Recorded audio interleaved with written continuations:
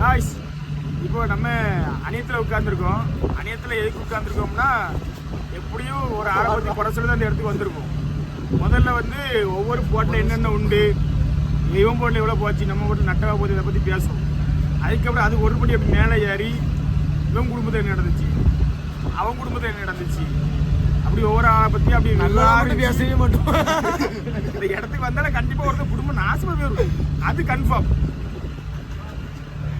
அதுக்கு நாங்க கேரண்டி. உண்மையா இல்லையா ஊர்ல 4 பேர் சொல்லுங்க. நீங்க உண்மையா இல்லையா சொல்லுங்க. மூலபூதமா இல்லையா?